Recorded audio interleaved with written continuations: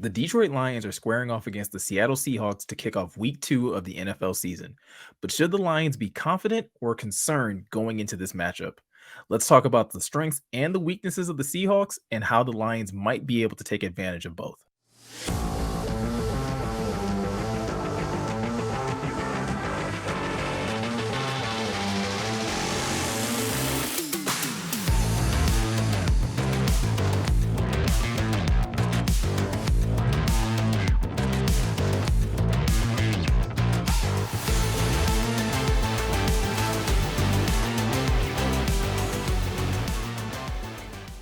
What's going on, everybody? Miko here with Pride of Detroit.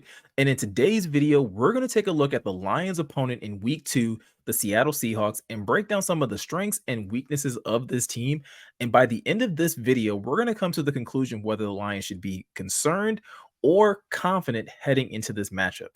Now, obviously, the Lions are still probably riding pretty high after their victory over the Kansas City Chiefs last week, as they should. But as we all know, the NFL is a league where any given Sunday, any team can beat the other. So there are things that the Seahawks do very well that the Lions are going to have to be prepared for, and they're going to have their mind very much focused on this matchup. Because if not, there are situations and players that could take advantage of the Lions and put them behind the eight ball in this matchup. So, without further ado, we're going to start with the offensive side of the football first. We're going to take a look at a couple plays from the Seattle Seahawks game against the Los Angeles Rams and kind of highlight some of the things that the Seahawks did well and how they could basically be issues for the Lions come this Sunday. All right, guys. So here we are with the first play that I wanted to highlight for you guys today.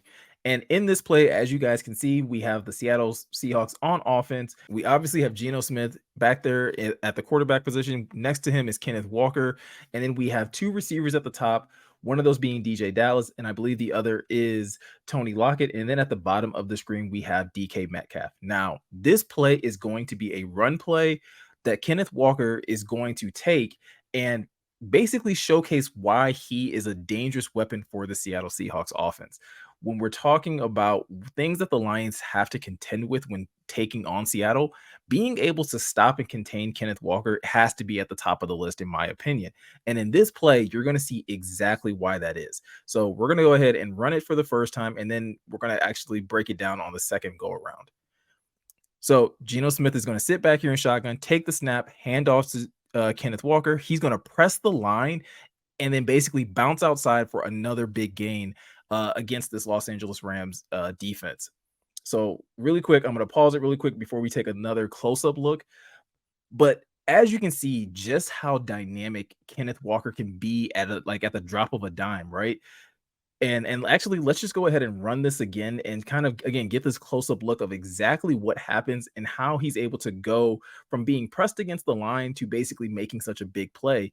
And so again, running this play, you can see Geno Smith basically takes the snap, puts it in the belly of Kenneth Walker, runs into the back of his own offensive lineman, but is able to keep his balance, readjust, and accelerate to the outside and basically just showcase that breakneck speed. And again, let's kind of take it, from the top again, looking from the wider angle. And you can kind of see, again, at this point, Kenneth Walker probably should be getting tackled for a loss.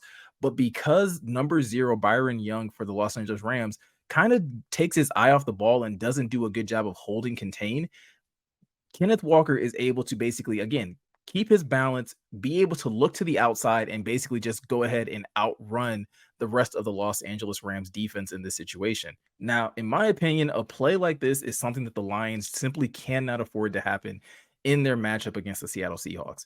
When going up against the Kansas City Chiefs, they didn't have to deal with a ton of running offense because, again, the Chiefs lean very heavily on Patrick Mahomes.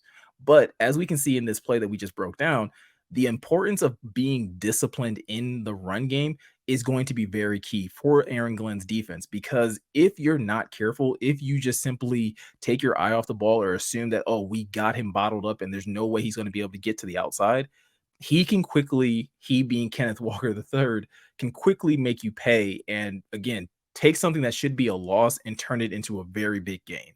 Now, that's not the only way that Kenneth Walker can hurt you. Again, we see in a situation where he's able to improvise on that specific play. But what about when he's just able to flat out outrun you? We're going to talk about that next. So here we have Geno Smith sitting back in shotgun. Lockett's going to go into motion. He's going to hand off to K9. And again, his offensive linemen get just enough hands on the defenders where Kenneth Walker can utilize his speed to just, again, blow by everybody. So again, 97 pushes the tight end, but then again, loses contain on this run play. And K9 once again makes him pay. He's the type of running back that, again, if you're not getting hands on him, if you're not disciplined in your assignment, you know, these are the types of things he can do to your defense. 97 is technically in good position, but because he drifts too far on the inside, K9 is able to basically take this rushing lane. And again, he knows that he's just faster than everyone else on this Rams defense. And even when 97 tries to recover, he just doesn't have the agility or the speed to be able to cut K9 off before he's able to pick up a pretty big chunk of yardage on this running play. So, kind of like what we talked about with the other play, except this one is not improvisation. Like, it's not like there's a bunch of defenders flowing to the inside. In this situation, 97 misses an assignment, doesn't necessarily hold up at the point of attack to be able to contain Kenneth Walker, and bouncing to the outside, or not even bouncing, because this play is designed to be ran to the outside. And it's just a clear rushing lane for him to be able to pick up the necessary yards. Now, with that said, I have one more Kenneth Walker play that we're going to talk about, and then we're going to move on to another threat in this offense, and someone that I think the Lions have to be mindful of in terms of when they go into this matchup on Sunday. But like I said before, Kenneth Walker can hurt you in a multitude of ways. So we've clearly seen, like, hey, even when you think you have him bottled up, he can hurt you. If you're not on your P's and Q's, if you're not where you're supposed to be, if you get caught looking, or again, just not, holding up against your assignment, he can take rushing lanes and pick up big yards. But it's not just running the ball where Kenneth Walker is a threat. He's a threat in the passing game as well. And we're going to talk about it in this play right here. All right, guys. So far, we've seen Kenneth Walker lined up in a number of different situations. He's been lined up behind Geno Smith. He's been lined up next to Geno Smith. In this formation right here, again, we have two wide receivers. We have a tight end in the backfield. We have another running back, Zach Charbonnet, right behind Geno Smith. And then we have Kenneth Walker III on the left-hand side of Geno Smith. Now, this is not a run play. This is actually going to be a pass play. But like I've been saying, Kenneth Walker can hurt you in a number of different ways. It's not just with speed, and it's not just in the running game. He can actually hurt you with power, and he can hurt you in the passing game as well, as we're going to see in this play right here. So let's run it and then kind of break it down on the back end of things. So again, Geno Smith is going to get the snap. He's going to fake to the running back. Kenneth Walker is going to flare out into the flat, and then boom, truck stick, puts the linebacker on the ground. And obviously he doesn't pick up a ton of yards, but again, just kind of showcasing how he can be a threat in other ways. And even from this shot right here, like, look how big Kenneth Walker looks at that running back position. So again, he doesn't just need to beat you with speed. He's not afraid to run through you if you're not ready to wrap him up and bring him down. And so again, the Seahawks find a number of different ways to get Kenneth Walker involved in this offense. And if the Lions aren't careful, if they're not taking account of where he is, this is the type of stuff that can happen. And this is how you end up on the wrong side of a highlight reel if you're going up against Kenneth Walker III. So obviously we spent a lot of time breaking down K9, and he's an impressive player. As a Michigan State fan, I love K9 as a player, but for someone that the Lions have to go up against on Sunday, he's not somebody that I specifically want to see pop off. But the Lions can't just focus on him and just limiting, this one individual player. There's a player on the outside that I think we're all very familiar with in DK Metcalf that can make problems for this defense as well. And if the Lions aren't careful, and if they don't, have the necessary game plan in mind when matching up with DK, he can do a number of different things, just like K9, that'll absolutely make it miserable for the Lions defense. Let's take a look at this play right here, which is a good example of what happens when you don't keep tabs on DK at all times, and how he's able to extend plays and, again, take things that probably shouldn't be, as big of a play and turn them into big gains for his offense. Now, this is one of the early plays in this game, and A lot of the credit I do probably have to give to Geno Smith on this one because again, he finds ways of extending this play and DK basically works with his quarterback and doesn't stop working at the end of his route, but actually notices that when his quarterback starts moving, that he needs to also move and make himself available so that Geno can find him. And so in this play, you have DK down here at the bottom, right? Where, obviously the controls are for this video, lined up with the corner right across from him, somewhat in press coverage. And so we're going again, four wide receivers wide. We have K9 in the background. And again, this is a pass play. And, the Rams are only going with three down linemen. They're going mostly coverage. You have three linebackers back here, and you have two safeties deep. So from a look like this, I'm not expecting a ton of pressure. And I think that's the very thing that allows Geno to extend this play and eventually come back to DK. Because I don't believe DK Metcalf was the first read on this, but because he's extending the play, he's able to work his way back and eventually get the ball to DK Metcalf on this one. So again, Geno's going to take the snap. He's going to start surveying the field. No one's open. No one's open. He pumps, scrambles, finds DK open, and there you are. There you have it. Right, a play that probably shouldn't have been this explosive because Geno's able to go through basically all of his reads and eventually get to DK. You see it here. He's looking across the middle, looks to the right, looks all the way back to the left, finds DK, who again does a good job of making himself available to his quarterback. He doesn't just run his route and then just kind of lollygag. He kind of works his way back to the sideline, as you can see here. And at this point in time, there's so much separation between him and the corner. This is an easy pitch and catch for DK Metcalf. And as you can see, DK's a bully, and he's not someone that's going to easily go down when tackled by a cornerback. So again, this is a play where I think the Lions are going to have to be more aggressive when working against Geno Smith in the passing game. The Rams obviously chose very often actually to go with just three down linemen. Occasionally they would send blitzes and things of that nature. But clearly, in a situation like this, where you just let DK go through his progressions and survey the field, his wide receivers are savvy enough to find open space and make themselves available. Guys like DK Metcalf, guys like Tyler Lockett have made a very good career in the NFL by doing that. And even you add it to the mix a guy like, Jackson Smith and Jigba, who obviously is a rookie, but again, someone who works in the slot, and if you give his quarterback enough time, I'm sure Geno can find him. This is something that the Lions have to be mindful of. Again, if you're going to, be worried about Geno, having time in the pocket, you may have to go with more down linemen, maybe four instead of three, or you may have to send a blitz here and there. But allowing or expecting your corners to hold up in coverage for that long and for one of these receivers to not get open is not a realistic expectation in my mind. Now, giving Geno enough time in the pocket wasn't the only mistake that I saw the Rams do when it came down to trying to cover DK Metcalf. In actuality, again, the Seahawks, much like with Kenneth Walker, try to find a number of different ways of getting their playmaker the ball. And with DK Metcalf, that meant lining him up in a number of different places on the field. In the play that we just watched, he was lined up out wide at the bottom of the screen. But in a number of situations, they also lined up DK Metcalf at the slot. And when he did line up in the slot, the Rams, in my opinion, did not have the best answer early on in this game about how to match up with DK. They routinely just, threw a linebacker out there and expected that linebacker to be able to do a good job covering DK. And for anybody that's familiar with his game, that's a horrible idea. And I guess I kind of get it if you're looking at the fact of how strong he is as a receiver. But when looking at what he was able to do to linebackers that lined up against him in the slot, you'll probably agree with me as well that this is not a strategy that you would want the Lions to employ when going up against the Seahawks this Sunday. Okay, so in this play, again, we have the Seahawks in shotgun, five wide receivers. DK Metcalf is near the bottom of the screen in the slot. Opposite of him is linebacker number 97. Now, watch what happens when Geno Smith snaps this ball and decides to go ahead and target DK Metcalf. It clearly just kind of illustrates the thing I was talking about, where this is the type of matchup that you don't want. Yes, they may be the same size and as far as strength, because again, DK is so powerful at that wide receiver spot, but you clearly can tell that the linebacker is just not as familiar with this type of, coverage scheme. And even though it looks like he gets a pass breakup, they actually end up throwing a flag on this play because he hooks DK on the back end.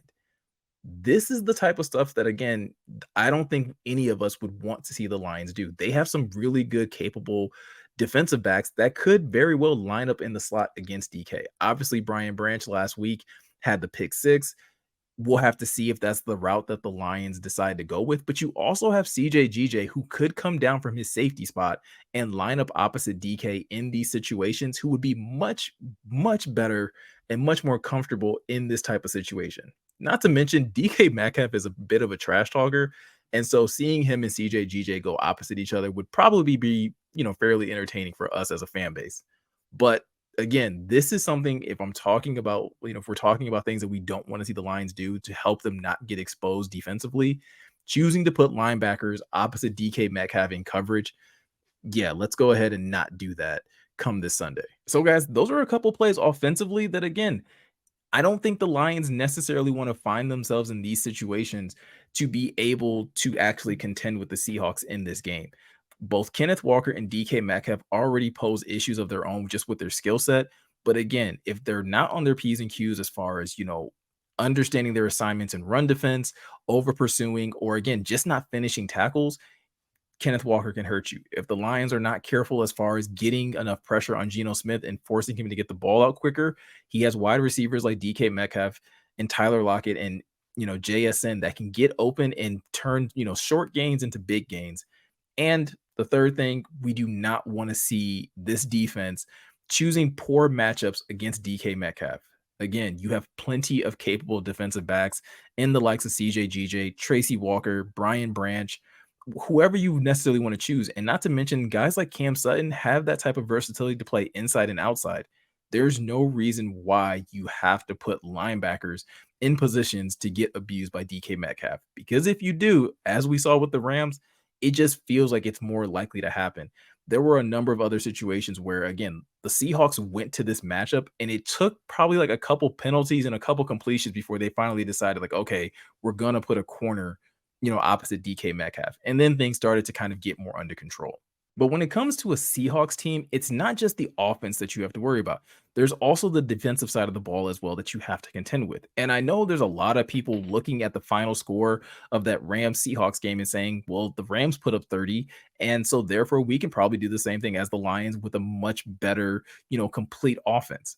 But that's a little, putting the cart before the horse, in my opinion. I do think there are still some positive things that the Seahawks did defensively that honestly could cause the Lions some trouble if they don't have a good counterpunch to some of the defensive strategies or moves that they decide to make.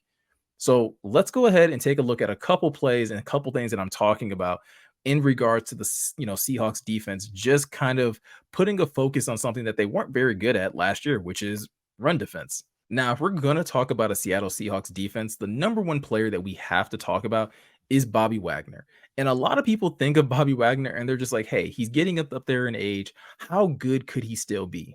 Well, yes, Wagner is definitely a veteran when it comes down to just how long he's been in the NFL, but he's also accomplished a whole lot, played at the highest level, and again, has accumulated so much football knowledge. And in the play that we're about to look at, you can kind of see all that football knowledge put on display. So let's go ahead and just run this play really quick, and I'll kind of continue to talk over it, where we're going to see the Rams try to run this ball to the left side of the line. And Bobby Wagner is going to just fire out of his stance, read where the offensive linemen are, and get through both of them without ever really being touched to be able to help get this tackle for loss on Cam Akers. That's just experience. That's just, again, doing the same types of things over and over again, having amazing film study and football recognition to be able to close on the running back in this situation. And again, shut down a part of the Rams offense that I'm sure they were looking to get started, considering the fact that they didn't have Cooper Kupp. And when we're talking about the Lions specifically, we all know how important the run game is to this offense. Being able to establish the run game and then be able to build play action off of that is a really crucial thing for Jared Goff and for these wide receivers to be able to help them get into a really solid rhythm so that they can be able to eventually take those chunk plays. But as we just saw in this clip, when you have guys like Bobby Wagner who are able to, again, understand running lanes and being able to understand what offensive linemen are trying to do, and then just have still enough, juice in that body to be able to explode off the line, they can make havoc in the backfield. And let's not get it twisted. It's not just Bobby Wagner that the Lions have to contend with. There are a couple other players, specifically on the linebackers and on the defensive line, that the Lions need to take account for. Let's talk about that in the next play. Now, on this play, the Rams have gotten themselves all the way down to the red zone and are basically on the cusp of getting a touchdown on this drive. And again, they're going to try and run the football. And specifically, they're going to try to get a little creative with this run as they're going to try to hand it off to Tutu Atwell. But again, the Seahawks being a Pete Carroll run team, a Pete Carroll run defense, are very well coached, and they very much understand discipline and assignments. Something that I was talking about with the Rams not having on their defense at times and it leading to big runs. Well, the Seahawks are much more keyed in on what they're supposed to be doing, and watch how that translates into this running play getting blown up in a very big way for the Rams. Now, like I said, Bobby Wagner is not the only linebacker that the Lions have to worry about. They also have a really good linebacker in Jordan Brooks, who again showcases great athleticism and a great understanding of again where the running back wants to go and what his responsibilities are. And that's something that you get fairly consistently out of a Pete Carroll ran defense. These guys are disciplined. They understand responsibilities and they understand where they're supposed to be. And when they are able to hit those, responsibilities on time and be where they're supposed to be, they are able to make and disrupt running plays very easily. In this play right here, the Rams are once again going to try to do an inside zone, and just watch how Jordan Brooks is both understanding of where he's supposed to be and how that leads to this once again being a negative play for the Rams. So we have Kyron Williams in the backfield next to Stafford. Stafford's going to take the snap, hand it off to Kyron Williams, and immediately Jordan Brooks has already filled the gap that Kyron Williams is looking to hit. But because he's there, because he's been untouched by an offensive lineman, he is able to easily be able to make this tackle for loss. And when looking at this play and the number of times I watched it, the only explanation I can get for why, Jordan Brooks is untouched is that Tyler Higbee takes the wrong block as he's coming into motion here. So as you see him go into motion here, this lane opens up. And instead of Tyler Higbee going into this lane and picking up Jordan Brooks, he for some reason decides to double team number 10, Nuosu, I believe that is, and try to get a chip there. And while he does get a good chip, the problem is Jordan Brooks is untouched at this play. Now, if it's not on Tyler Higbee, the only other person that it could be on to have gotten to Jordan Brooks is Steve Avila, the rookie, who is also helping on this, double team of Jaron Reed. Either way, there is some sort of miscommunication. And if there's a miscommunication on the Lions on plays like this, these are the type of results that you're going to get in your running game. A lot of tackles for loss from the linebacker position. So again, it's not just the fact that yes, these guys understand their assignments, they understand where to be, like Jordan Brooks did. He understood what gap he had to occupy. But if your offensive line doesn't understand their blocking responsibilities, that's what happens. That's the difference between a tackle for loss or if that block is hit well, possibly 6 points. So again, for the Lions, yes, understanding where Bobby Wagner is, but also understanding where these other linebackers are because they're just as smart, they're just as intelligent, they're just as athletic and can get to their spots very quickly and blow up your run plays. Now, there's one more play that I want to show again, highlighting how good they were in run defense, and it's probably my favorite highlight from the Seahawks, even though they lost this game. But it again showcases just how dynamic this team is in a in stopping the run and how much focus they've put on it since last season, where they weren't a very good run stopping team. All right, so in this play here, the Rams are once again going to try to run a counter play to the opposite side with Cam Akers. Now, the thing that's going to be interesting to this play is that you are going to get a couple players pulling. I think you get Tyler Higbee pulling, you get the rookie Nuaka trying to pull as well. But Boye Mafe, again, understanding his responsibilities, being able to read this play and understanding where it's going, immediately blows this play up and takes a couple players with him on his way to the ball carrier. Like I said, this is probably one of my most favorite plays that I came across when doing this film study of the Seahawks. And it's again, it highlights the amount of detail and amount of attention they've put on stopping the run. So again, let's run it. And again, Boye Mafe is right here, number 53. We got some motion. We have some guys trying to pull. And again, he immediately knocks Nuwaka back and still makes the tackle on Cam Akers. Again, understanding down and distance, understanding what is likely to happen, and just being quicker off the snap. And that right there, you see how many other Seahawks jerseys they are around Cam Akers before he even goes down. Again, when your defense is this athletic and when they're this explosive, there's just no chance for your running game. But again, it's not just the fact that the Seahawks are good. You can also just look at some of these blocks that they're putting on or the lack of blocks. Again, Boye Mafe beats Tyler Higbee out of his stance. Before Tyler Higbee is even able to get up and be able to get a block on Mafe, he's pretty much past him. And then he's so quick that he's able to take out the rookie before he can even get his block on the other end, which then is like a domino effect. Nuwasu is able to beat a block that's not very good. Bobby Wagner beats a block that's not very good. And now you have a bunch of Seahawks in the backfield, and your running back has nowhere to go. This is the kind of stuff the Lions can't afford. And I'm not necessarily saying that this is going to happen. I do believe that the Lions have a much better offensive line than that of the Rams. But it also goes to show you when there's a lapse in technique, when there's a lapse in just, execution, this is how quickly plays can get blown up and go the opposite direction. Now, as you'll notice, I don't have a ton of plays of the Seahawks doing really well in coverage, and not because they weren't good at it, but I mean, a lot of the struggles that the Rams had in coverage were kind of self-inflicted. They had, again, some rookies out there, Tutu Atwell, number 17 for the Rams. These are some younger guys that obviously don't have a ton of experience or a ton of chemistry with Matthew Stafford, but not a lot of the pass breakups that occurred in that game. I can give a lot of credit to the Seahawks. And that kind of leads me into the next part of this video where I want to talk about some things that actually give me a lot of confidence about the Lions going into this game. So again, yes, I'm a little concerned defensively about, how the Seahawks attack the running game. And if they put a lot of focus on that, can the Lions overcome that with solid blocking and with, creative run schemes? We'll have to wait and see. But one area where I do think they should have a very strong advantage is in the passing game. And we're going to take a look at a couple clips to kind of explain why. Now, earlier I talked about how when it comes to a Pete Carroll ran defense, they are typically very disciplined and they very much understand their assignments. Well, in a coverage concept, they are very much a, zone coverage type of team. They typically run a lot of, cover three. There's not a lot of man-to-man matchups, and you don't typically see the corners flipping sides.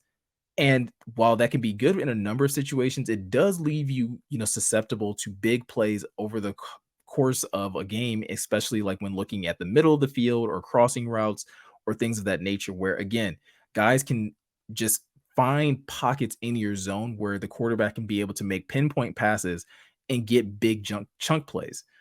In this clip right here, we're going to see an example of that where number 17 is going to find himself wide open in the middle of the field. And while he doesn't make this catch, again, a player of with a little more experience would understand how to operate in zone coverage and how to make himself available to his quarterback to make this a very easy catch, turn and run for even bigger yardage. So again, let's go ahead and run this play really quick and you'll see what I'm talking about. Number 17 is down here. And again, no one's lined up opposite him. Everyone has their zone. He's going to run right across the middle. And again, he's wide open. The closest player to him is number 22, Brown. But if he is able to throttle down, sit in this zone, make this catch, he can easily turn up field and likely get another 5 to 7 yards, if not more, if he's able to break a tackle. This is something that I think the Lions can very much take advantage of. When you look at some of the receivers they have that work really well over the middle, specifically talking about Amon-Ra St. Brown or even Khalif Raymond, or even again, we've heard that Jahmyr Gibbs is going to get more involved. If you are able to get him involved, if you're not going to get hands on receivers out of their stances and they're able to just run freely and do things like this, again, More experienced and more veteran wide receivers are going to understand what to do in this situation because Matthew Stafford sees it. He sees that there's no one in this area and that his wide receiver can easily should be able to easily just sit down, make this catch and turn up field for more yards. And again, it's just some miscommunication, but that's something that I would expect Jared Goff and this offense with Ben Johnson with their wide receivers to take full advantage of when it comes to the Seahawks if they run this type of coverage against the Lions. Now, in a play like this looks like the Seahawks are lined up in man coverage, but you're going to see once the ball is snapped, they actually look like they're supposed to be dropping in zone coverage. And because, again, there's some miscommunication on the defensive end and there's not an understanding of where everyone's supposed to be, just like how I talked about, the one thing that can be susceptible to zone coverage is guys being able to just run through zones. And if you have a quarterback with enough experience and a receiver that understands what to do in zone coverage, you have very easy pitch and catch opportunities. In this situation right here, Tyler Higbee is going to be the benefactor of that very thing. So again, let's go ahead and run this play and you're going to see Stafford put someone in motion. They're going to snap the ball. Higbee's going to come out of his stance. And Julian Love, who is, again, originally looked like he was lined up to be in man coverage against, actually, that's not Higbee, that's actually Hopkins, who was supposed to be in coverage against Hopkins in this play. He's expecting someone else to, like, hey, pick him up because, again, the idea is that he's thinking that, like, hey, we're supposed to be in a zone. He's going into your zone. Someone needs to pick him up as he's crossing. But the player who's probably responsible for that zone is number 56, Jordan Brooks, because again, when you look at when this ball is snapped, it's a play action. So Jordan Brooks bites hard on the play action. And the minute he realizes that it's not, he tries to go backfield to be able to get to his spot. But by this point, it's too late. Julian Love is already signaling, like, hey, someone needs to pick him up because I'm not going to get there. But this zone is vacant at this point. And Matthew Stafford is easily able to make this pitch to Hopkins, who's able to, again, make a man miss, get upfield, and it's another, good reception for the Rams. This isn't about the Rams finding success. It's about the things that I believe the Lions can do that are very similar. The Lions have tight ends that are very capable of running these types of routes. When you look at Sam Laporta, James Mitchell, and even Brock Wright, if you're able to fool the Seahawks with that type of heavy play action, because again, the Rams didn't run the ball especially well, but they were still able to get the Seahawks to bite on play action. If the Lions can find some success in their run game and still get this same defense to bite on play action, you're going to see a lot of open wide receivers and tight ends in the passing game. And if Jared Goff isn't facing pressure like Matthew Stafford was, or in this situation, Stafford rolls out. If Ben Johnson can come up with similar type of concepts for Jared Goff, which I'm sure is already in the playbook, the Lions will have just as easy of a time lighting up this Seahawks defense, just like the Rams did. So, guys, that's going to do it for this video. We went through a lot of footage, things that I'm concerned about with the Seahawks on the offensive end and the defensive end, but also taking time to look at some of the things that I think that the Lions can actually exploit on the Seahawks defense. Which leads us to the question that I had at the top of this video. Should the Lions be concerned or should they be confident in going up against the Seahawks this week? And in my opinion, they should be extremely confident. Not only do I think they can, again, take advantage of this defense in the passing game, but one thing that we didn't really touch on in this video is the fact that I don't think Geno Smith is nearly as on his game as he was last year. There were a number of times throughout this matchup against the Rams where he either just looked like he was rushed, he didn't understand where the ball was supposed to go, and even when he did have open receivers, he just didn't have the accuracy necessary to be able to hit them at the time that he needed to. You kind of combine all of those things together where, again, if the quarterback's a little shaky and you can really zone in on the running game and be able to limit Kenneth Walker, you can therefore make it a little more difficult on the rest of the passing game. And again, if your offense can be explosive and take it up a notch from what they did last week and take advantage of this defense, you can find yourself in the driver's seat where, again, doing what the Rams did, which they put the Seahawks in a position where they had to play catch up and therefore they had to abandon the run game probably earlier than they wanted to. And that's something that I think the Lions can very much replicate this week against the Seahawks. So, I say they should be confident, but what do you think? Let me know in the comment section below whether you think the Lions should be concerned or confident and exactly why you think they should be confident. Also, if you're looking for more information or more content on the Detroit Lions, be sure to head over to prideofdetroit.com where you can catch any of the new articles that we're uploading over there. And last but not least, you guys already know if you are new to this channel, be sure to hit that subscribe button. Be sure to hit that notification bell. We're uploading new videos to this channel all the time, and being notified of those and being subscribed makes it easy for you to know whenever we upload any new content to this channel. So once again, everybody, I'm Miko here at Pride of Detroit. Thanks for watching, and I'll catch you guys in the next one.